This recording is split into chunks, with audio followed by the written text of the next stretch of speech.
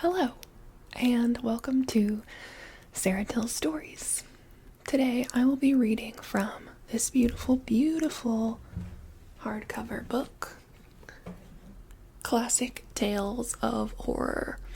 I don't even remember where I got this book. I think that it was one of those on sale Barnes & Noble anthologies, or maybe it was a gift. I don't remember, but either way, it's an anthology of ghost stories, and they're all really old and in the public domain, so yay. I almost forgot that I had this, so thank God I remembered.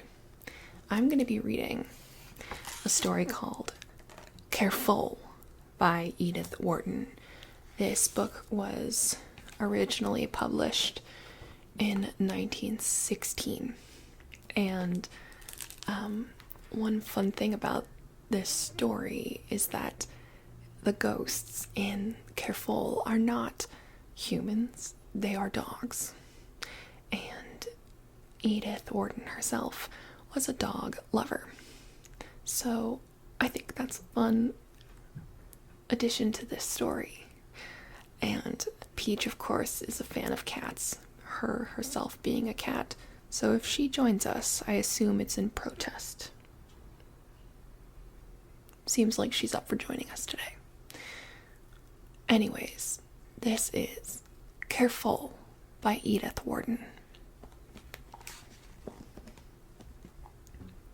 "You ought to buy it," said my host. "It's just the place for a solitary-minded devil like you. And it would be rather worthwhile to own the most romantic house in Brittany. The present people are dead broke, and it's going for a song. You ought to buy it." It was not with the least idea of living up to the character my friend Lan Rivane ascribed to me. As a matter of fact, under my unsociable exterior, I have always had secret yearnings for domesticity. That I took him this hint one autumn afternoon, and I went to Kerfol. My friend was motoring over to Quimper on business. He dropped me on the way, at a crossroad on a heath, and said, "First turn to the right, and second to the left. Then straight ahead, till you see an avenue. If you meet any peasants, don't ask your way. They don't understand French, and they would pretend they did and mix you up. I'll be back for you here by sunset. And don't forget the tombs in the chapel." I followed Lenrivane's direction with the hesitation occasioned by the usual difficulty of remembering whether he had said the first turn to the right and the second to the left, or the contrary. If I had met a peasant, I should certainly have asked, and probably been sent astray, but I had the desert landscape to myself, and so stumbled on the right turn and walked across the heath till I came to an avenue. It was so unlike any other avenue I had ever seen that I instantly knew it must be the avenue. The gray-trunked trees sprang up straight to a great height, and then interwove their pale gray branches in a long tunnel through which the autumn light fell faintly. I know most trees by name, but I haven't, to this day, been able to decide what those trees were. They had the tall curve of elms, the tenuity of poplars, the ashen color of olives under a rainy sky, and they stretched ahead of me for half a mile or more, without a break in their arch. If I ever saw an avenue that unmistakably led to something, it was the avenue at Kerfol. My heart beat a little as I began to walk down it. Presently, the trees ended, and I came to a fortified gate in a long wall.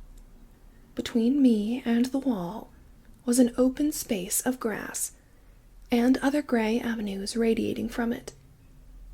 Behind the wall were tall slate roofs, mossed with silver, a chapel belfry, the top of a keep.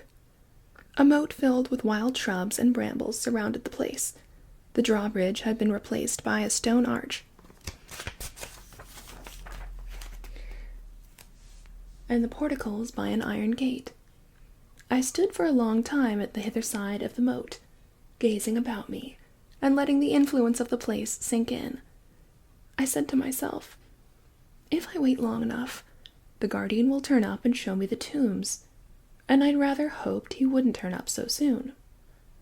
I sat down on a stone and lit a cigarette. As soon as I had done it, it struck me as puerile and portentous thing to do, with that great blind house looking down at me, and all the empty avenues converging on me. It may have been the depth of the silence that made me so conscious of my gesture. The squeak of my match sounded, as loud as the scraping of a brake, and I almost fancied I heard it fall, when I tossed it into the grass. But there was more than that. A sense of irrelevance, of littleness, of futile bravado, in sitting there puffing my cigarette smoke into the face of such a past. I knew nothing of the history of Kerfol. I was new to Brittany, and Lanrivain had never mentioned the name to me till the day before. But one couldn't as much as glance at that pile without feeling in it a long accumulation of history. What kind of history I was not prepared to guess. Perhaps only the sheer weight of many associated lives and deaths, which gives a majesty to all old houses. But the aspect of Kerfol suggested something more, a perspective of stern and cruel memories stretching away, like its own gray avenues, into a blur of darkness. Certainly no house had ever been more completely and finally broken with the present, as it stood there, lifting its proud roofs and gables to the sky. It might have been its own funeral monument. Tombs in the chapel. The whole place is a tomb, I reflected. I hoped more and more that the guardian would not come.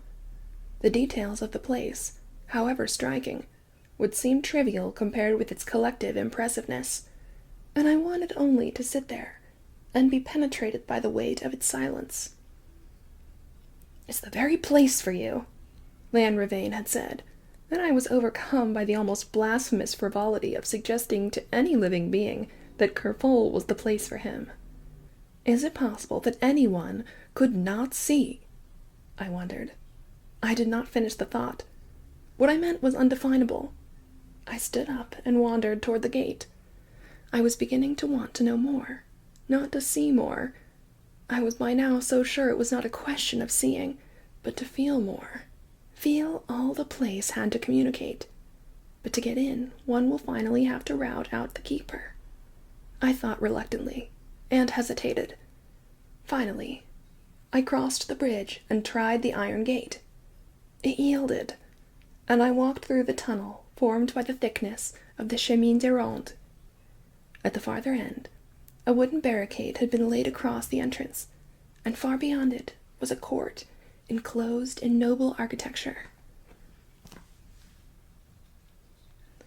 The main building faced me, and I now saw that one half was a mere ruined front, with gaping windows through which the wild growths of the moat and the trees of the park were visible. The rest of the house was still in its robust beauty. One end abutted on the round tower, the other on the small tracery chapel, and in an angle of the building stood a graceful well-head crowned with mossy urns. A few roses grew against the walls, and on upper window-sills I remember noticing a pot of fuchsias. My sense of the pressure of the invisible began to yield to my architectural interest. The building was so fine that I felt a desire to explore it for its own sake. I looked about the court, wondering in which corner the guardian lodged. Then I pushed open the barrier and went in. As I did so, a dog barked my way. He was such a remarkably beautiful little dog that for a moment he made me forget the splendid place he was defending. I was not sure of this breed at the time, but have since learned that it was Chinese, and that he was a rare variety called the sleeve dog. He was a very small and golden brown, with large eyes and a ruffled throat. He looked like a large tawny chrysanthemum. I said to myself, these little beasts always snap and scream, and somebody will be out in a minute. The little animal stood before me, forbidding, almost menacing. There was anger in his large brown eyes, but he made no sound and came no nearer. Instead, as I advanced, He gradually fell back, and I noticed that another dog, a vague, rough, brindled thing, had limped up on a lame leg. There'll be hubbub now, I thought, for at the same moment a third dog, long-haired white mongrel, slipped out of a doorway and joined the others. All three stood looking at me with grave eyes, but not a sound came from them. As I advanced, they continued to fall back on muffled paws, still watching me. At a given point, they'll all charge at my ankles. It's one of the jokes that dogs who live together put up on one, I thought. I was not alarmed, for they were neither large nor formidable. But they let me wander about the court as I pleased, following me at a little distance, always the same distance, and always keeping their eyes on me. Presently, I looked across at the ruined facade and saw that in one of its empty window frames, another dog stood, a white pointer with one brown ear. He was an old grave dog, much more experienced than the others, and he seemed to be observing me with a deeper intentness. I'll hear from him, I said to myself, but he stood in the window frame, against the trees of the park, and continued to watch me without moving. I stared back at him for a time to see if the sense that he was being watched would not rouse him. Half the width of the court lay between us, and we gazed at each other silently across it. But he did not stir, and at last I turned away. Behind me I found the rest of the pack, with a newcomer added, a small black greyhound with pale agate-colored eyes. He was shivering a little, and his expression was more timid than that of the others. I noticed that he kept a little behind them, and there was not a sound.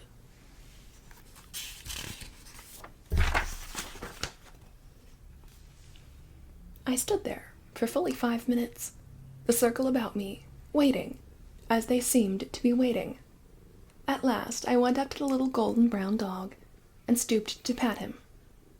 As I did so, I heard myself give a nervous laugh. The little dog did not start, or growl, or take his eyes from me.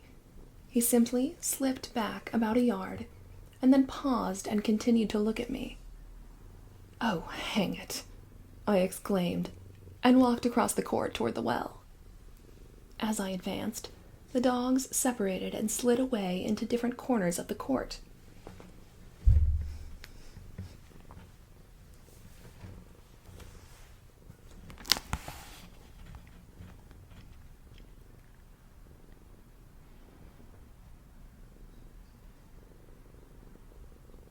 I examined the urns on the well, tried a locked door or two, and then looked up and down the dumb facade.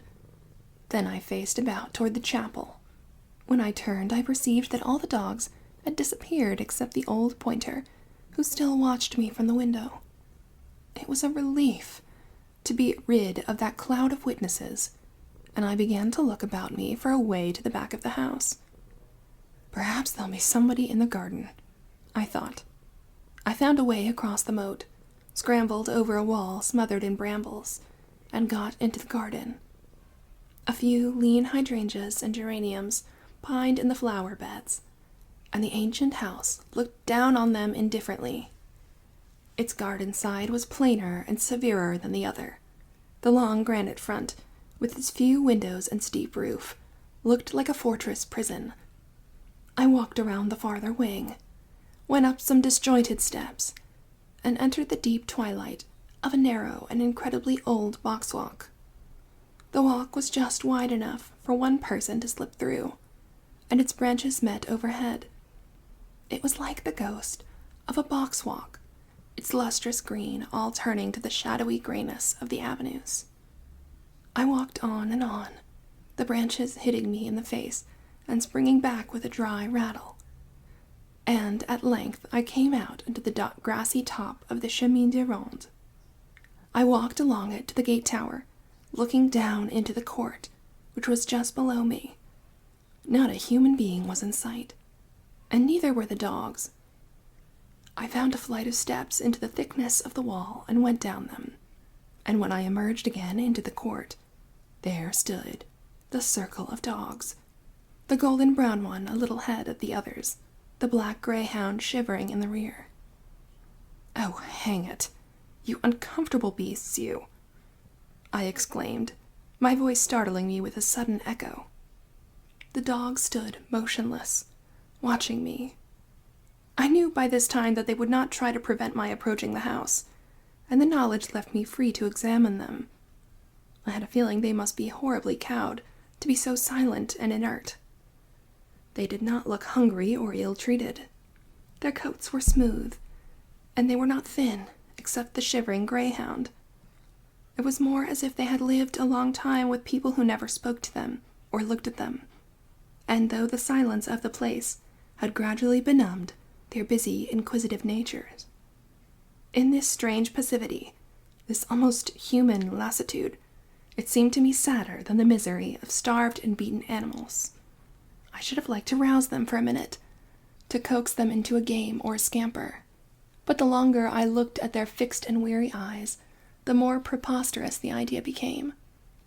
With the windows of that house looking down upon us, how could I have imagined such a thing? The dogs knew better. They fancied what the house would tolerate and what it would not, and I even fancied that they knew what was passing through my mind and pitied me for my frivolity. You're very frivolous.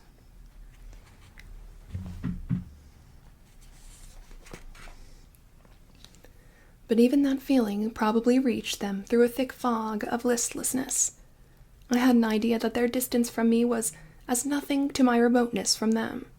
The impression they produced was that of having in common one memory, so deep and dark, that nothing that had happened since was worth either a growl or a wag. "I say," I broke out abruptly, addressing myself to the dumb circle, "do you know what you look like, the whole lot of you? You look as if you've seen a ghost. That's how you look. I wonder if there is a ghost here, and nobody but you left for it to appear to." The dogs continued to gaze at me, without moving. It was dark when I saw Lanrivain's motor lamps at the crossroads, and I wasn't exactly sorry to see them. I had the sense of having escaped from the loneliest place in the whole world, and of not liking loneliness, to that degree, as much as I had imagined I should. My friend had brought his solicitor back from Quimper for the night, and seated beside a fat and affable stranger, I felt no inclination to talk of Kerfol. But that evening, when Lanrivain and the solicitor were closeted in the study, Madame de Lanrivain began to question me in the drawing-room. "Well, are you going to buy Kerfol?" she asked, tilting up her gay chin from her embroidery. "I haven't decided yet. The fact is, I couldn't get into the house," I said, as if I had simply postponed my decision and meant to go back for another look. "You couldn't get in? Why? What happened?" "The family are mad to sell the place, and the old guardian has orders." "Very likely, but the old guardian wasn't there." "What a pity! He must have gone to market. But his daughter?" "There was nobody about. At least, I saw no one." "How extraordinary! Literally nobody." "Nobody but a lot of dogs, a whole pack of them, who seem to have the place to themselves." Madame de Lanrivain let the embroidery slip to her knee, and folded her hands on it. For several minutes, she looked at me thoughtfully. "A pack of dogs? And you saw them?"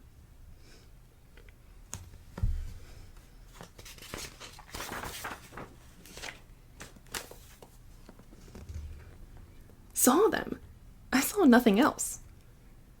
"How many?" She dropped her voice a little. "I've always wondered."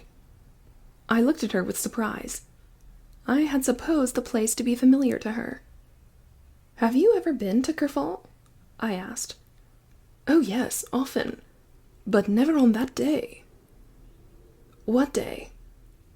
"I'd quite forgotten, and so had Hervé, I'm sure. If we'd remembered, we never should have sent you today. But then, after all, one doesn't half believe that sort of thing, does one?" "What sort of thing?" I asked, involuntarily sinking my voice to the level of hers. Inwardly, I was thinking, I knew there was something. Madame de Lanrivain cleared her throat and produced a reassuring smile. Didn't Hervé tell you the story of Kerfol? An ancestor of his was mixed up in it. You know, every Breton house has its ghost story, and some of them are rather unpleasant. Yeah, but those dogs? Well, those dogs are the ghosts of Kerfol.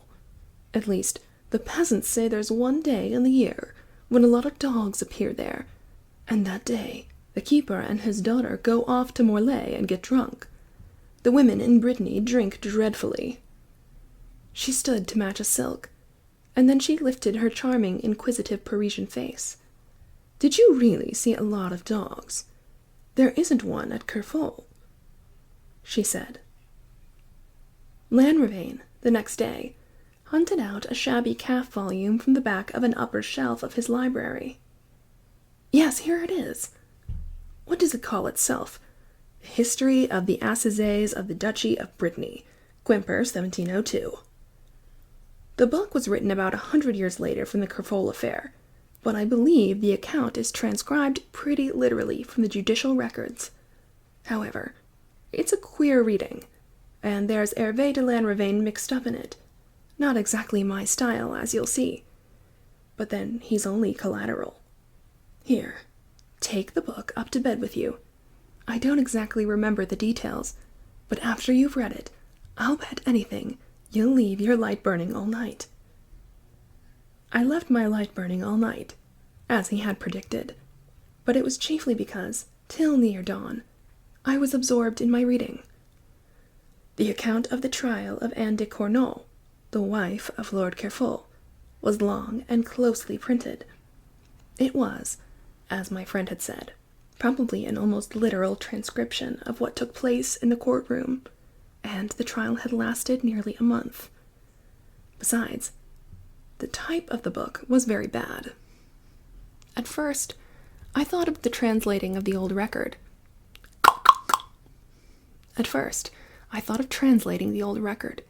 But it is full of wearisome repetitions, and the main lines of the story are forever straying off into the side issues. So I have tried to disentangle it, and give it here in a simpler form. At times, however, I have reverted to the text, because no other words could have conveyed so exactly the sense of what I felt at Kerfol, and nowhere have I added anything of my own.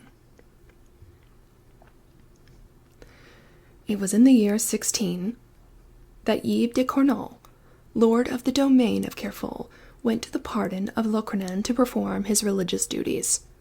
He was a rich and powerful noble, then in his 62nd year, but hale and sturdy, a great horseman and hunter and a pious man. So all his neighbors attested. In his appearance, he was short and broad, with a swarthy face, legs slightly bowed from the saddle, a hanging nose and broad hands with black hairs on them.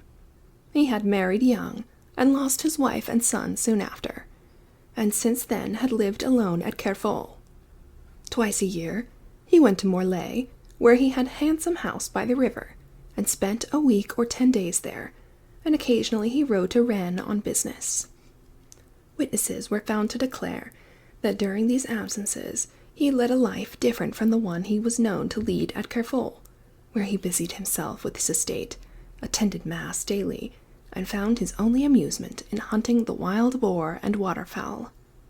But these rumors are not particularly relevant. And it is certain that among people of his own class in the neighborhood he passed for a stern and even austere man, observant of his religious obligations, and keeping strictly to himself. There was no talk of any familiarity with the women on his estate, though at that time the nobility were very free with their peasants. Some people said he had never looked at a woman since his wife's death, but such things are hard to prove, and the evidence on this point was not worth much. Well, in his 62nd year, Yves de Cornol went to the pardon at Locronan, and saw there a young lady at Douarnenez, who had ridden over the Pillon behind her father to do her duty to the saint.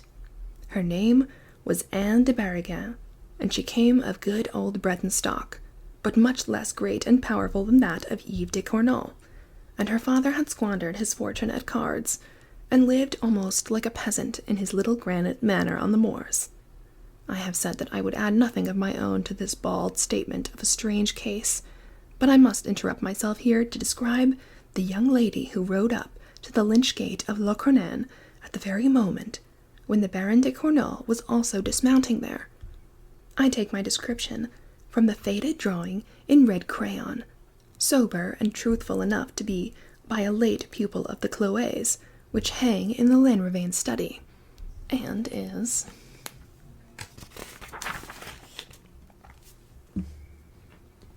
said to be a portrait of Anne de Barrigan. It is unsigned and has no mark of identity but the initials A.B. and the date 16, the year after her marriage. It represents a young woman with a small oval face, almost pointed, yet wide enough for a full mouth, with a tender depression at the corners. The nose is small,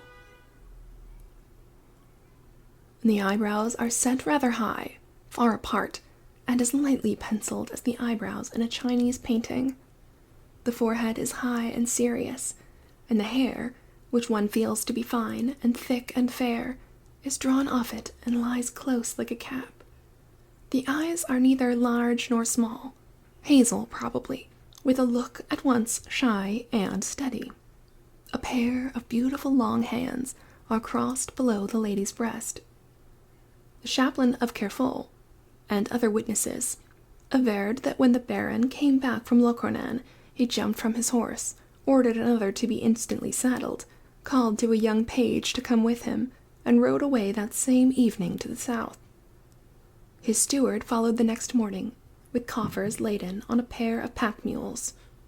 The following week, Yves de Cornol rode back to Kerfol, sent for his vassals and tenants, and told them he was to be married at All Saints to Anne de Barrigan of Douarnenez. And on All Saints' Day, the marriage took place.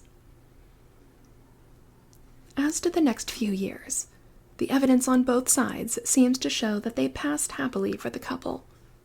No one was found to say that Yves de Cornol had been unkind to his wife, and it was plain to all that he had been content with his bargain.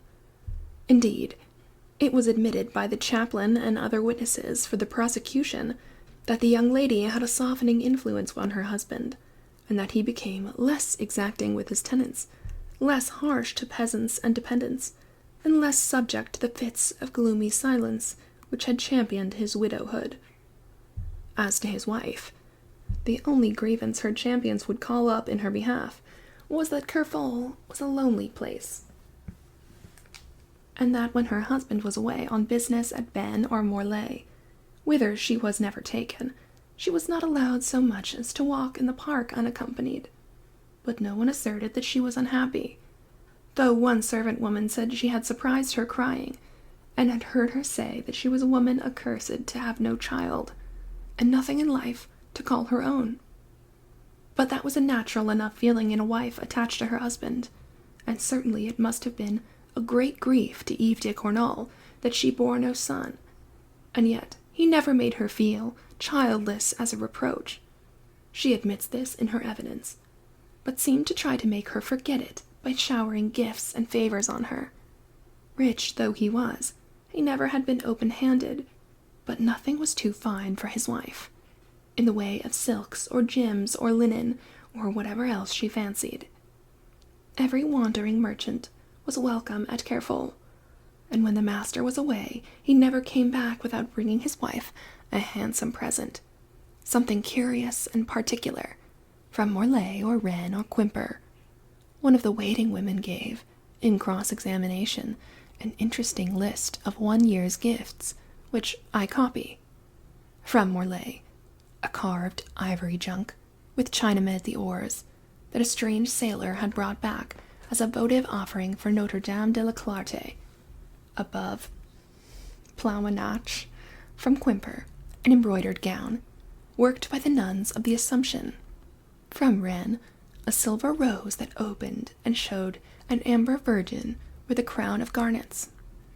From Morlaix, again, a length of Damascus velvet, shot with gold, bought of a Jew from Syria, and, for Michaelmas the same year, from Rennes, a necklet or bracelet of round stones, emeralds and pearls and rubies, strung like beads on a fine gold chain. This was the present that pleased the lady best, the woman said. Later on, as it happened, it was produced at the trial, and appears to have struck the judges and the public as a curious and valuable jewel.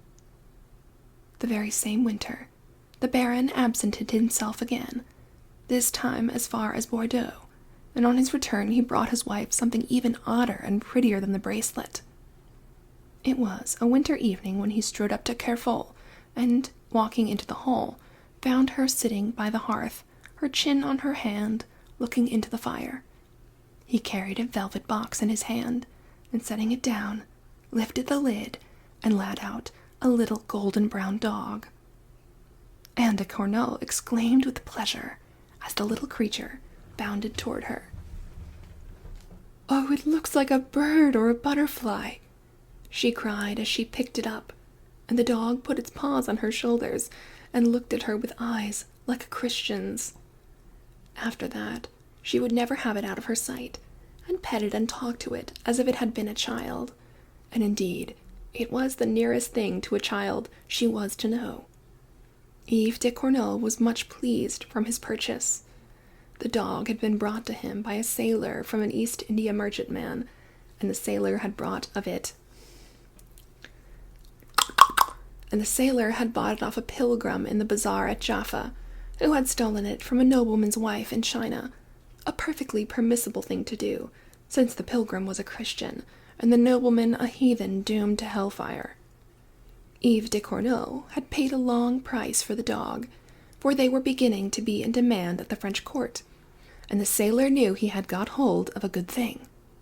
But Anne's pleasure was so great that to see her laugh and play with the little animal, her husband would doubtless have given twice the sum.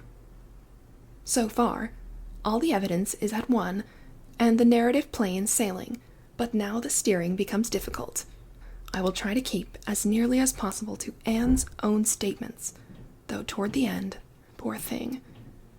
Well, to go back, the very year after the little brown dog was brought to Kerfol,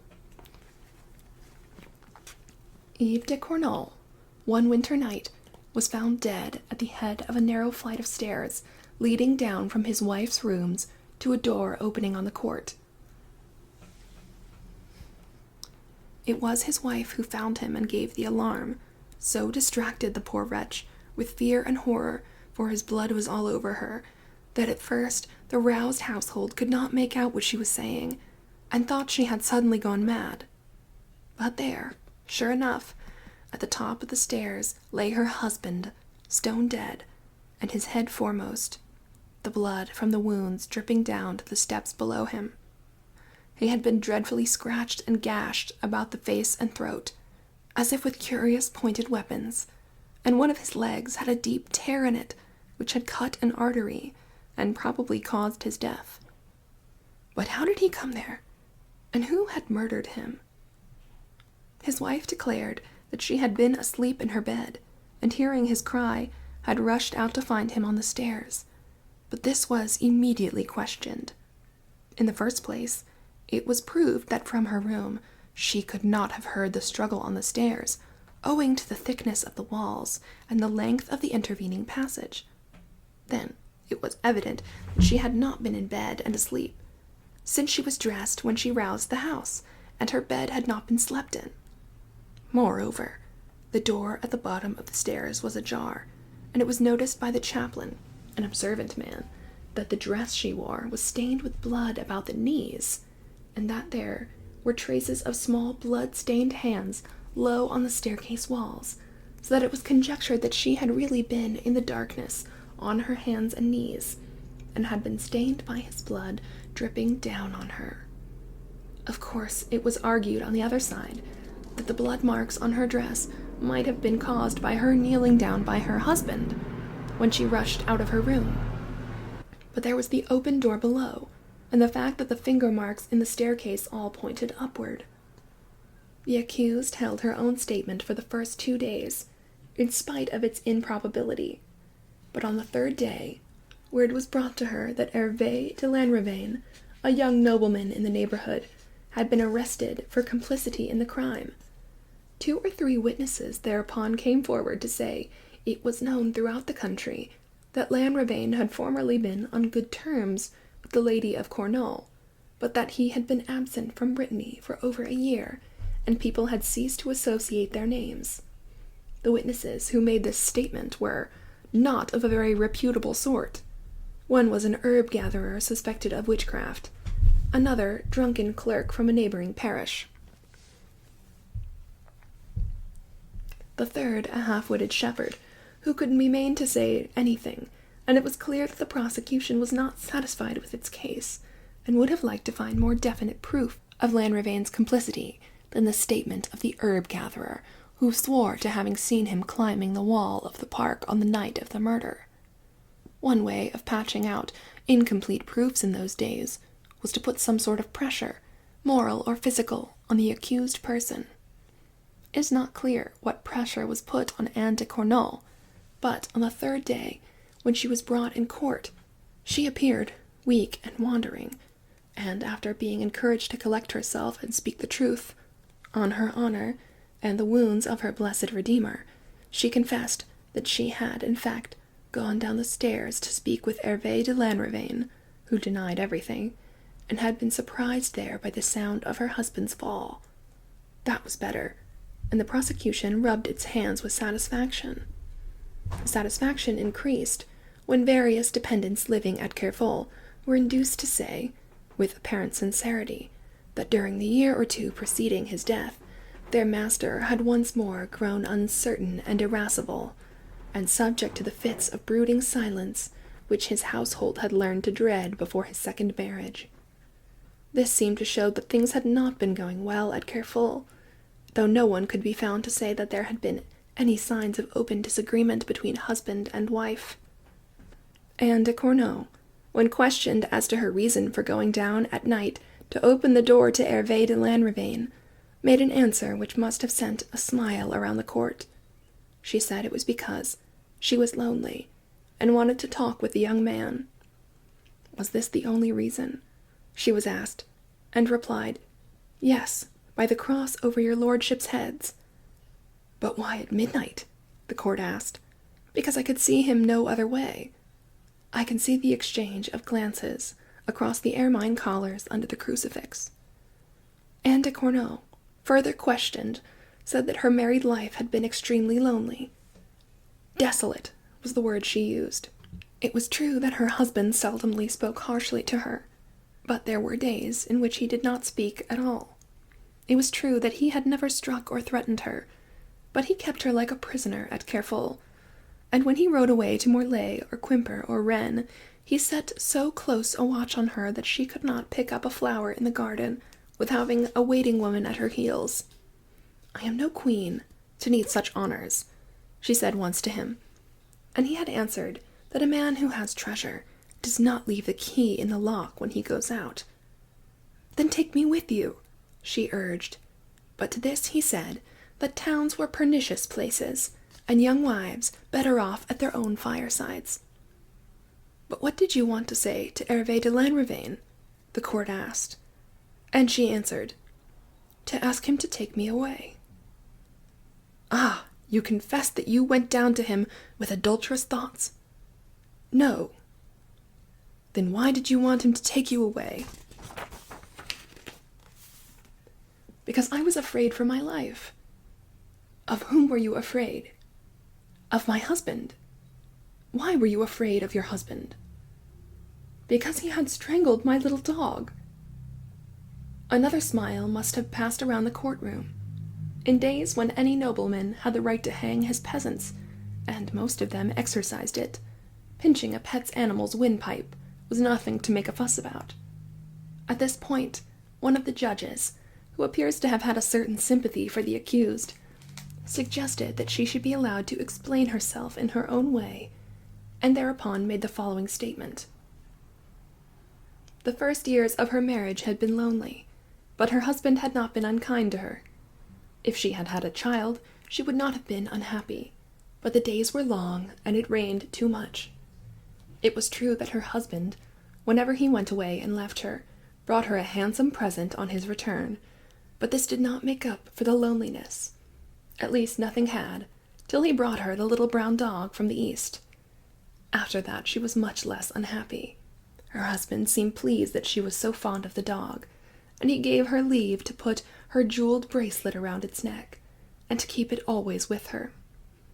One day she had fallen asleep in her room with the dog at her feet, as his habit was. Her feet were bare and resting on his back. Suddenly she was waked by her husband. He stood beside her, smiling not unkindly. "You look like my great-grandmother, Julienne de Cornol, lying in the chapel with her feet on a little dog," he said. The analogy sent a chill through her, but she laughed and answered, "Well, when I am dead, you must put me beside her, carved in marble, with my dog at my feet." "Oh, we'll wait and see," he said, laughing also, but with his black brows close together.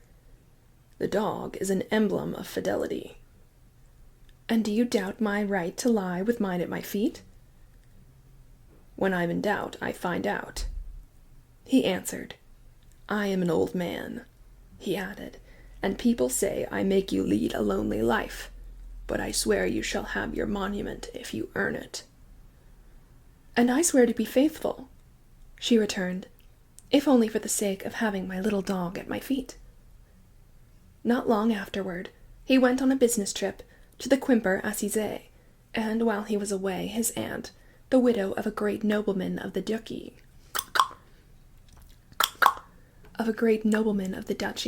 came to spend a night at Kerfol on her way up the widow of a great nobleman of the duchy came to spend a night at Kerfol on her way to the pardon of Saint Barbe. She was a woman of piety and conscience, and much respected by Yves de Cornol, and when she proposed to Anne to go with her to Saint Barbe, no one could object, and even the chaplain declared himself in favor of the pilgrimage. So Anne set out for Saint Barbe, and there for the first time she talked with Hervé de Lanrivain. He had come once or twice to Kerfol with his father, but she had never before exchanged a dozen words with him. They did not talk for more than 5 minutes now. It was under chestnuts, as the procession was coming out of the chapel. He said, "I pity you," and she was surprised, for she had not supposed that any one thought her an object of pity. He added, "Call for me when you need me," and she smiled a little, but was glad afterward, and thought often of the meeting. She confessed to having seen him 3 times afterward, not more. How or where she would not say. One had the impression that she feared to implicate someone. Their meetings had been rare and brief, and at last he told her that he was starting the next day for a foreign country, on mission which was not without peril, and might keep him for many months absent. He asked her for a remembrance, and she had none to give him but the collar about the little dog's neck. She was sorry afterward that she had given it, but he was so unhappy at going that she had not the courage to refuse. Her husband was away at the time. When he returned a few days later and picked up the animal to pet it, he noticed that the collar was missing. His wife told him that the dog had lost it in the undergrowth of the park, and that she and her maids had hunted a whole day for it. It was true, she explained to the court, that she had the maids search for the necklet. They all believed that the dog had lost it at the park.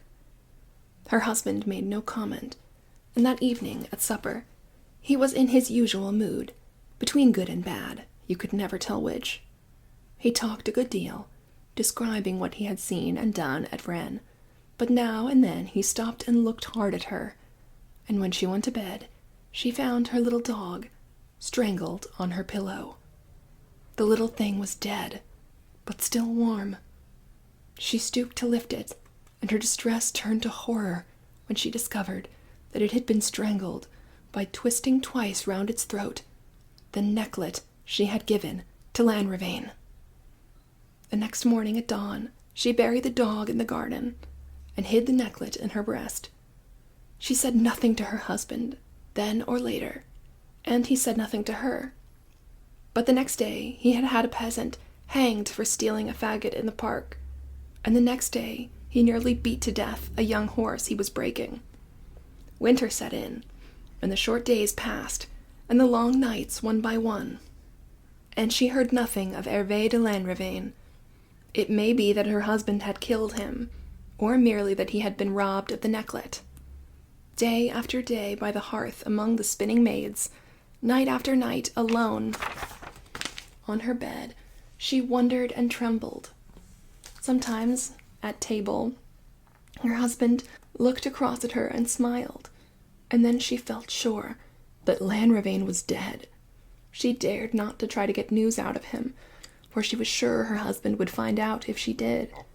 She had an idea that he could find out anything, even when a witch-woman who was a noted seer, and could show you the whole world in her crystal, came to a castle for a night's shelter, and the maids flocked to her, Anne held back. The winter was long and black and rainy. One day, in Yves de Cornol's absence, some gypsies came to Kerfol with a troop of performing dogs. Anne bought the smallest and cleverest, a white dog with a feathery coat, and one blue and brown eye. It seemed to have been ill-treated by the gypsies, and clung to her plaintively when she took it from them. That evening her husband came back, and when she went to bed, she found the dog strangled on her pillow. After that, she said to herself that she would never have another dog. But one bitter cold evening, a poor lean greyhound was found whining at the castle gate, and she took him in and forbade the maids to speak of him to her husband. She hid him in a room that no one went to, smuggled food to him from her own plate, made him a warm bed to lie on, and petted him like a child. Yves de Cornol came home, and the next day she found the greyhound strangled on her pillow. She wept in secret, but said nothing, and resolved that even if she met a dog dying of hunger, she would never bring him into the castle.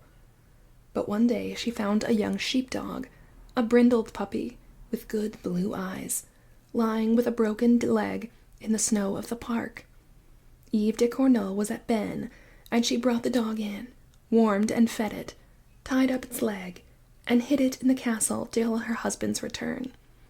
The day before she gave it to a peasant woman who lived a long way off, and paid her handsomely to care for it and say nothing. But that night she heard a whining and scratching at her door, and when she opened it, the lame puppy, drenched and shivering, jumped on her with little sobbing barks. She hid him in her bed, and the next morning was about to have him taken back to the peasant woman, when she heard her husband ride into the court. She shut the dog in a chest and went down to receive him. An hour or two later, when she returned to her room, the puppy lay strangled on her pillow. After that she dare not make a pet of any other dog, and her loneliness became almost unendurable. Sometimes, when she dropped the court of the castle, when she crossed the court of the castle and thought no one was looking, she stopped to pat the old pointer at the gate.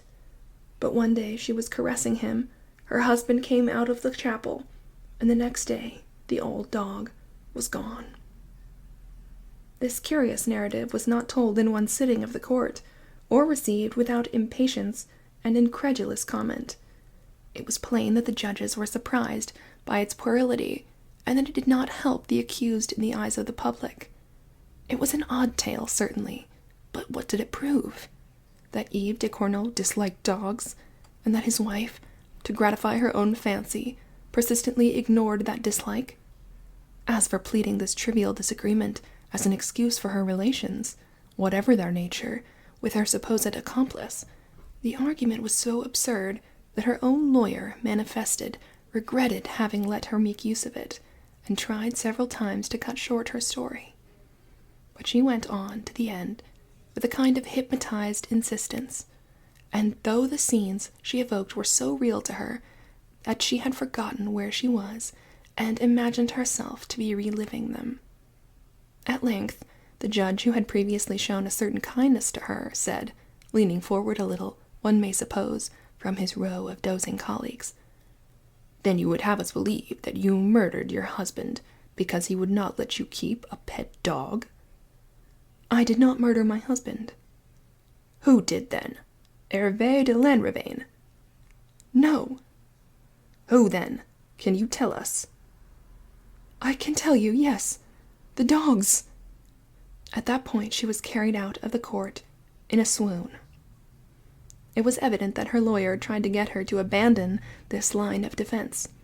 Possibly her explanation, whatever it was, had seemed convincing when she poured it out to him in the heat of their first private colloquy, but now that it was exposed to the cold daylight of judicial scrutiny and the banter of the town, he was thoroughly ashamed of it, and would have sacrificed her without a scruple to save his professional reputation.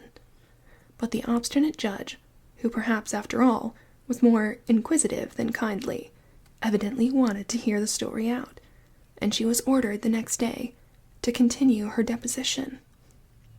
She said that after the disappearance of the old watchdog, nothing particular happened for a month or two. Her husband was much as usual. She did not remember any special incident, but one evening a peddler woman came to the castle and was selling trinkets to the maids. She had no heart for trinkets, but she stood looking on while the women made their choices. And then, she did not know how, but the peddler coaxed her into buying for herself a pear-shaped pomander with a strong scent in it. She had once seen something of the kind on a gypsy woman.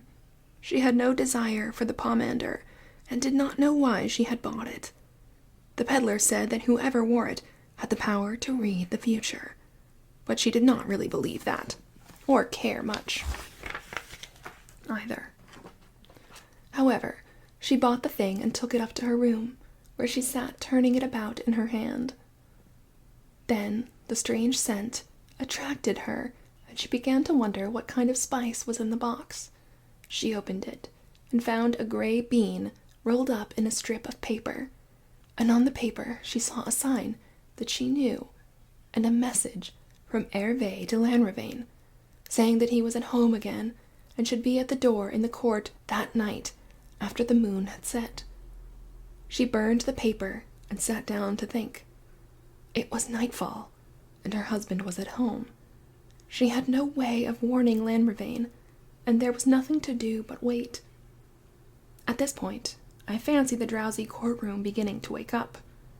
Even to the oldest hand on the bench, there must have been a certain relish in picturing the feelings of a woman on receiving such a message at nightfall from a man living 20 miles away, to whom she had no means of sending a warning. She was not a clever woman, I imagine, and as the first result of her cogitation, she appears to have made the mistake of being, that evening, too kind to her husband.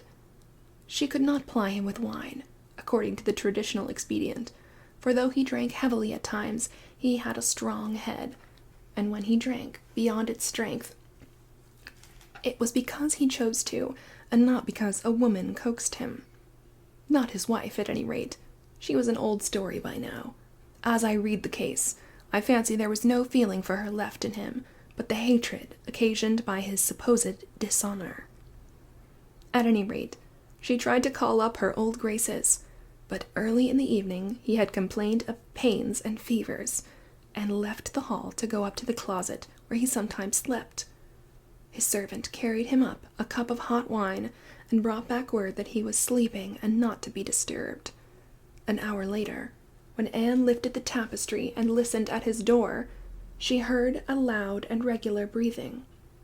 She thought it might be a faint, and stayed a long time, barefooted, in the passage, her ear to the crack, but the breathing went on too steadily and naturally to be other than that of a man in sound sleep. She crept back to her room, reassured, and stood in the window watching the moon set through the trees of the park. The sky was misty and starless, and after the moon went down the night was black as pitch. She knew the time had come, and stole along the passage, past her husband's door, where she stopped again to listen to his breathing, to the top of the stairs. There she paused a moment and assured herself that no one was following her. Then she began to go down the stairs in the darkness. They were so steep and winding that she had to go very slowly for fear of stumbling. Her one thought was to get the door unbolted, tell Lanrivain to make his escape, and hasten back to his room. She had tried the bolt earlier in the evening and managed to put a little grease on it, but nevertheless, when she drew it, it gave a squeak. Not loud, but it made her heart stop, and the next minute, overhead, she heard a noise. "What noise?" the prosecution interposed. "My husband's voice, calling out my name and cursing me." "What did you hear after that?" "A terrible scream and a fall." "Where was Hervé de Lanrivain at this time?" "He was standing outside in the court. I just made him out in the darkness. I told him to go, for God's sake, and then I pushed the door shut." "What did you do next?" "I stood at the foot of the stairs and I listened." "What did you hear?" "I heard dogs, snarling and panting." Visible discouragement of the bench, boredom of the public, and exasperation of the lawyer for the defense. Dogs again. But the inquisitive judge insisted. "What dogs?" She bent her head and spoke so low that she had to be told to repeat her answer. "I don't know." "How do you mean you don't know?" "I don't know what dogs." The judge again intervened. "Try to tell us exactly what happened. How long did you remain at the foot of the stairs?" "Only a few minutes." "And what was going on, meanwhile, overhead?" "The dogs kept on snarling and panting. Once or twice he cried out. I think he moaned once. Then he was quiet." "Then what happened?" "Then I heard a sound like the noise of a pack when the wolf is thrown to them, gulping and lapping." There was a groan of disgust and repulsion through the court, and another attempted intervention by the distracted lawyer, but the inquisitive judge was still inquisitive. "And all the while you did not go up?" "Yes, I went up then, to drive them off." "The dogs?" "Yes." "Well?" "When I got there it was quite dark. I found my husband's flint and steel and struck a spark. I saw him lying there. He was dead." "And the dogs?" "The dogs were gone." "Gone? Where to?" "I don't know. There was no way out, and there were no dogs at Kerfol." She straightened herself to her full height, threw her arms above her head, and fell down on the stone floor with a long scream. There was a moment of confusion in the courtroom. Someone on the bench was heard to say, "This is clearly a case for the ecclesiastical authorities," and the prisoner's lawyer doubtless jumped at the suggestion. After this, the trial loses itself in a maze of cross-questioning and squabbling. Every witness who was called corroborated Anne de Cornol's statement that there were no dogs at Kerfol. Had been none for several months, but the master of the house had taken a dislike to dogs, there was no denying it. But on the other hand, at the inquest, there had been long and bitter discussions as to the nature of the dead man's wounds. One of the surgeons called in had spoken of marks that looked like bites. The suggestion of witchcraft was revived, and the opposing lawyers hurled tomes of necromancy at each other. At last, Anne de Cornol was brought back into court, at the insistence of the same judge, and asked if she knew where the dogs she spoke of could have come from. On the body of her redeemer, she swore that she did not. Then the judge put his final question. "If the dogs you think you heard had been known to you, do you think you would have recognized them by their barking?" "Yes." "Did you recognize them?" "Yes." "What dogs do you take them to have been?" "My dead dogs," she said in a whisper. She was taken out of court, not to reappear there again. There was some kind of ecclesiastical investigation, and the end of the business was that the judges disagreed with each other, with the ecclesiastical committee, and that Anne de Cornul was finally handed over to the keeping of her husband's family, who shut her up in the keep of Kerfol, where she is said to have died many years later, a harmless madwoman. So ends her story. As for that of Hervé de Lanrivain, I had only to apply to his collateral descendant for its subsequent details, the evidence against the young man being insufficient, and his family influence in the duchy considerable. He was set free, and left soon afterward for Paris. He was probably in no mood for a worldly life, and he appears to have come almost immediately under the influence of the famous M. Arnauld de Andilly and the gentlemen of Port Royal. A year or two later, he was received into their order, and without achieving any particular distinction, he followed its good and evil fortunes till death some 20 years later. Lanrivain showed me a portrait of him by a pupil of Philippe de Champagne, sad eyes, an impulsive mouth, and a narrow brow. Poor Hervé de Lanrivain. It was a grey ending, yet I looked at his stiff and sallow effigy in the dark dress of the Janiste, and I almost found myself envying his fate. After all, in the course of his life, 2 great things had happened to him. He had loved romantically, and he must have talked with Pascal.